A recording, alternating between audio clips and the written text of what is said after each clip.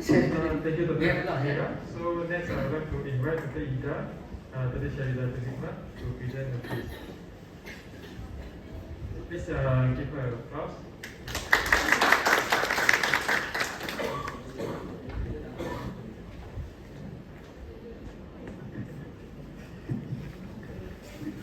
Thank you. Okay, good afternoon. And my delivery.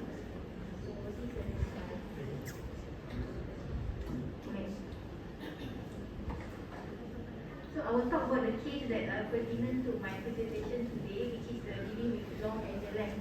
So, okay, in my practice, I have a lens refractive service.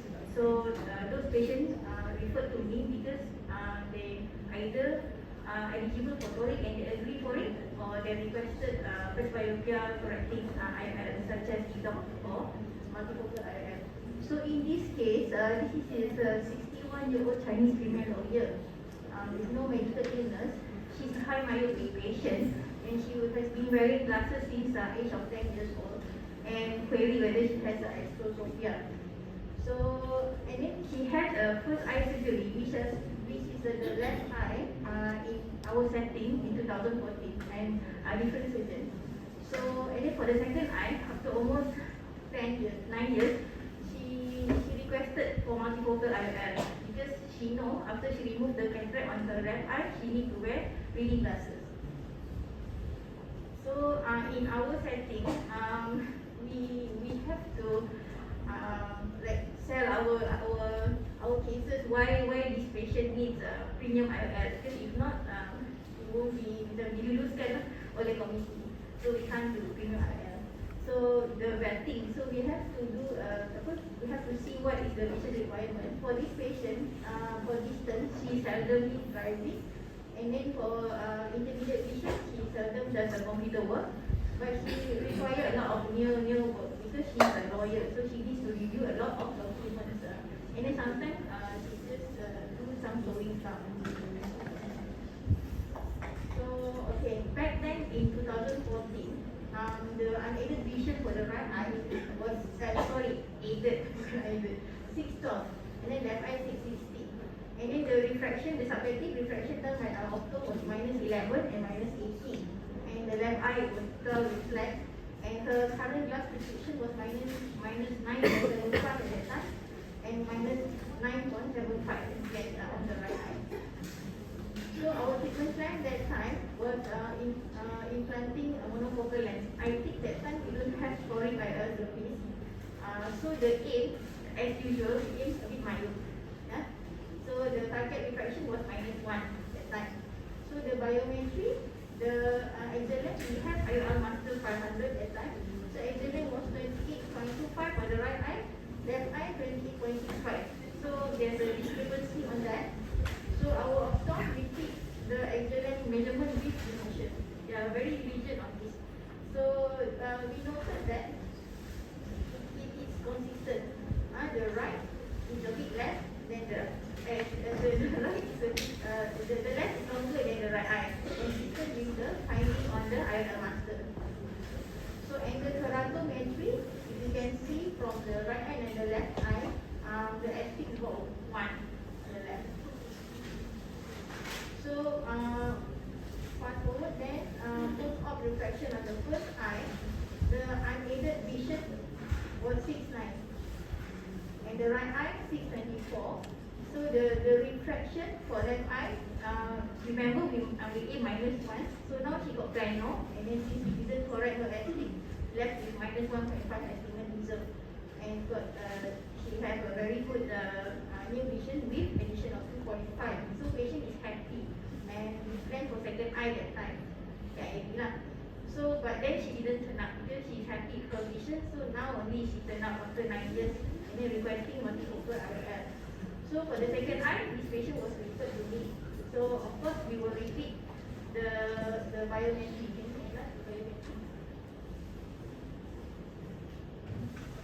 Okay, so now we can notice that the Exelens 28.88 and 28.48. So it's a discrepancy already. To the left, if you compare to the reading here, I master 500. it was 28.25 and 28.65.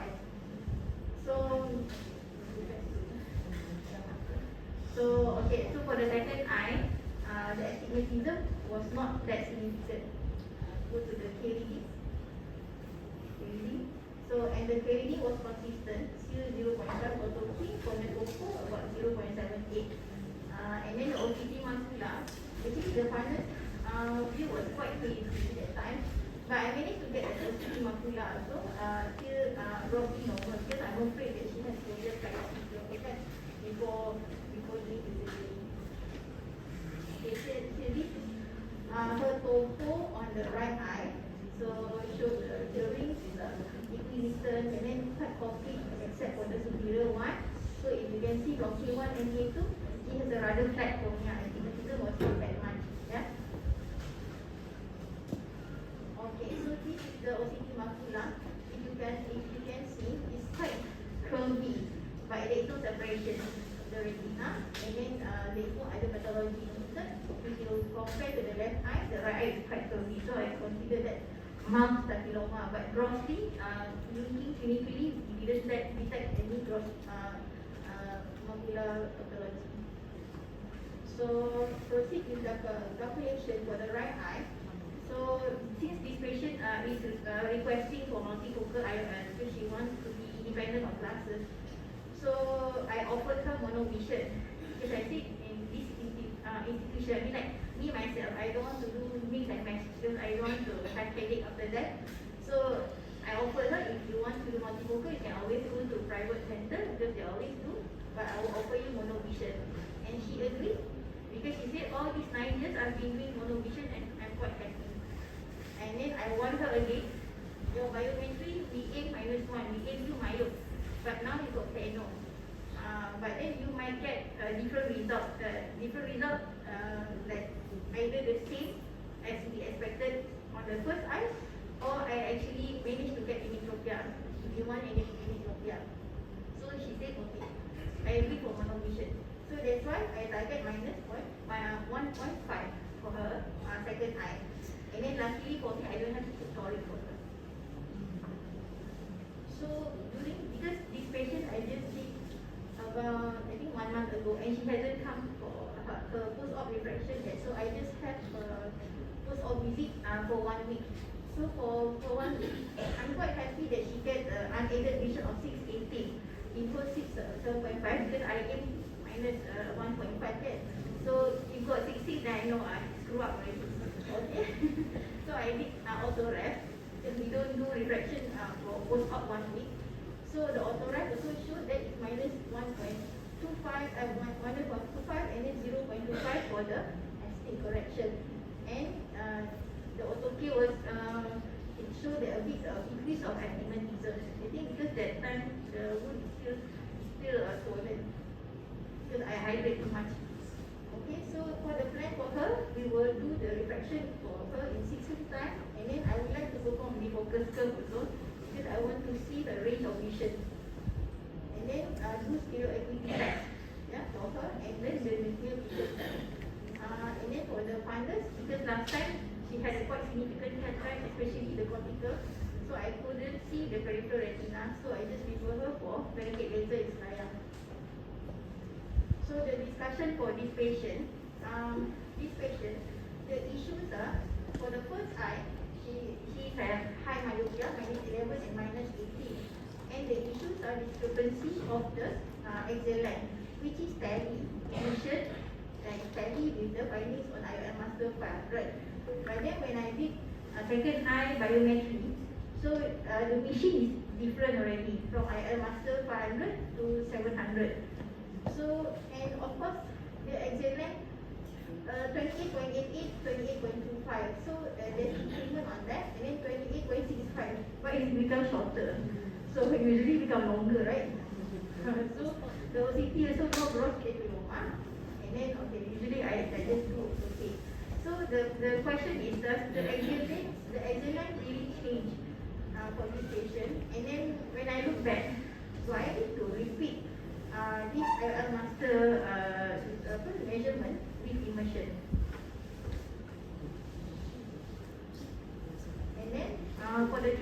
plan for this patient. The first eye, for monofocal IOL, we aim slightly myopic, but because we changed the system from IOL master 500 to 700, we lost the biometry already. So I just depend on whatever written in the EMR. So I do not know whether they use SRKT or holiday. Because usually the favorite in our case is holiday for a long eye, property for short eye, SRKT for normal eye. So I don't know. This is we. And then we aim -1. But in the end we get plano. So there's a significant hyperopic shift on the right eye. Yeah. And then for monovision, I'm quite nervous because this is my first patient that actually agree for monovision. The rest they are not keen. So but lucky for me, she said tak apa. If the refraction is off also, I just wear glasses. So I'm thankful for this kind of patient, but lucky for me. So when I look back at the biometry, I punch back for ametropia. If I want to aim ametropia, I need to have +7 for her second eye. This is because our IOL master has Barrett Universal 2 incorporated, and then I just punch multi formula. But other IOL formula, they require +6.5 if you want to aim for plano. So okay, and then I'm curious. So what about the first eye? So I performed the post-op. This one is post-op. Sorry. This one is the pre-op for the right eye. But of course, I will measure the left eye. So this pseudophakic mode, if biometry is a bit shorter than the last time. So actually, when we implanted +8, we aim for -1. But actually, if you look back, +8 is actually the 8 is quite a mild myopia. But then mind you, this one is a bit shorter than the previous measurement. So these are the summary from my previous talk just now. Yep. Okay. Thank you, Ida. Can you go back now? So let's talk about the first eye, the left eye first. Yeah? But you're correct. I mean, the aim was actually at that time. It's actually in the notes. It says that it aim myope, right? And then you end up get plano. Yes. Right. Okay. So the issue is why did you get plano?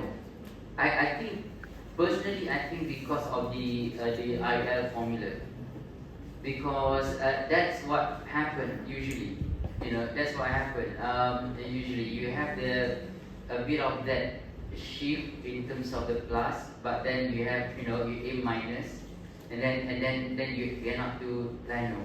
I think there's nothing wrong with that's the first thing that actually you look at, and then and that's why you get plano in the first place. On the left eye. And this is based on what you read as well. They get that particular thing. So hyperopic a bit, then you corrected it, and then you get plano. And patients are quite happy. But before that, right, before the surgery, the patient wear glasses for the right eye? Yes, he wears power contact lens or that glasses? That's her glasses. And the left eye? No, I mean after the first surgery. No, after first surgery she said no good because she can see near and far. With the left eye. With the left eye, because the left eye became like 624 post-op. I mean, like the cataract progresses, so her unaided vision was 624. So I guess it's because of the myopia. So that's why she's able to see near. Okay, so meaning that right after the surgery, on the first eye, this is plano kan? This one is the post-op plano.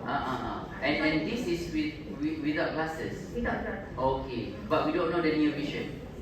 No, because they don't do Okay, we don't know the near vision, because we do not know the near vision of this patient. Yes. But she's wearing glasses, eh? Okay, so this is well done. Astig because we don't correct at that particular time. And then 2014, I don't think we could use Barrett's at that time. So it must be SRKT. And that's why I think that's why it actually ended up to the plano. right? So now the second question is, we look at the axle length, right? The difference between the two axle length, meaning that the Iron Master 700, and then you have one eye is actually become shorter, the other eye become longer. Now, so we don't know this calculation. It could be because the eye is a bit shorter. I don't know what happened with this, but with the Iron Master 700, because we have foveal fixation, so you have more confidence on the foveal fixation. So we always actually, end up using the foveal fixation on the Iron Master 700. So, and correctly, you actually use Barrett's for the second eye, the right eye, and you aim for minus.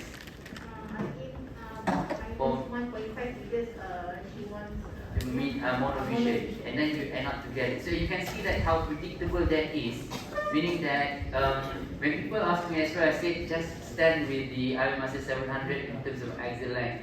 So you should be okay because you have the foveal fixation with the Iron Master 700. And then if you look at your result, it's almost actually to the dot to what you want. Right? I'm sure the patient is happy as well. she is very happy. Right, so just to actually illustrate directly from your talk, that if you can use, Barrett's is better, and if you have, the optical biometer is even better on that. Okay. So from just want to clarify, just now because I thought that I should just repeat with immersion because of the discrepancy, but then because I didn't have the other place out, which has the foveal fixation. So if I can just get that, I don't have to repeat, right? No, you don't have. Because the Iron Master itself, repeating itself every time they actually, present it, so you don't have to. As well as you have foveal fixation. Till today, we actually have tested the three machines. The Anterion, Iron Master 700 and Argus. They actually leave it to us to test. In terms of the ease of use, I think Argus is actually have some advantages, ease of use. But in terms of the foveal fixation, Argus have enhanced retinal visualization, but they don't have the foveal fixation like in Iron Master 700. You can see that whether the retina is enhanced, but then when you take it, you don't get that picture in Argus, but you get in Iron Master 700. And because of that, we still actually biased towards IOL 700. We were so rebelled against IOL Master 700 because we bought two already. We thought there's another machine that could perform better. That's why we bought Anterion. It cannot perform like IOL Master 700. So at the moment, it's still IOL Master 700 in terms of that. Yeah. Thank you so much, Dr. Ida. Thank you. Yes, a question. Yes. Oh, tak mau saya ambil je. Yes, Amira. From that, if we want, if the patient wants to be a metro for that Plano. yeah, what would be the target? Macam -0.3 ke or -0.5? Everybody are very hard in my timeline. If you ask me, then I go for Plano. If you ask Dr. Ida, could be low Plano as well. I was brainwashed already. So, because you look at your data, because if you aim for, it makes it my life easy when I actually aim for immetrope all the time, rather than adjustment. When you work with all these, all these residents, PG, that going everywhere rotation, just aim for Plano for me all the time, except if I go for monovision. It make it easy. But as I said, majority of surgeons, very, very good surgeons I know, they all go to a bit of myo. Even from Hamburg. Yeah. Have you ever got a plus for high myo when you aim for I can't remember. It used to be before, I think, when we actually tried all these things without a good, I used high GIS before, because high GIS was known to actually have good, and because before this, the formula, we don't have Barrett's, we don't have Kane, we don't have Evo, so we start with Holiday 1, high GIS, if you give high GIS suite, so that's why I think maybe during that time I do have, or maybe I'm just total, choosing amnesia, really selecting amnesia. I don't remember all the bad one, but I don't have that issue. Because, I've had a recent one, High Mayo, IA minus 2.75. I got potato. Which I got master, Barrett. I Master Barretts. So I really don't know. Yeah. So yeah, I'm not sure what happened then. How high is the exit length? I think it was like 27. Not that long, right? Yeah, not that Not long. that long. So not sure. And then you have to look again in terms of the lens. Which lens? Usually high Mayo, you have a big bag. Yeah, you have to look at plate haptic have a lower diameter. Plate haptic usually doesn't have the tin like single the C loop, because C loop they have the tin, but any plate haptic they cannot have the tin because it's too big for you to inject. But stability should be the same. Stability should be the same. But having said that, I've seen some plate haptic rotating, in the big bag. Seen that before because they actually have a low diameter. Yeah. So are you saying that you better use C loop? Not necessarily. Their C loop in my hand is just like doing a helicopter thing when I want to rotate. That's why I hate it as well. But in other people's hand they say, oh, very good, stuck very nice. I say, okay, that's in your hand. Because there are, your CCC is not always 5.5. Sometimes it go a bit bigger, then I have problem. It keep jumping up, I have to press it down, and then by the time I say I think everything is okay, you see it rotated a bit. So not necessarily, but I do well with my plate haptic. But I'm not saying that the plate haptic is perfect, because I do actually see sometimes the plate haptic can rotate as well. Yeah. Questions? Yeah. Okay lah. Okay. Okay. Question Dr. Aini. Thank you, Dr.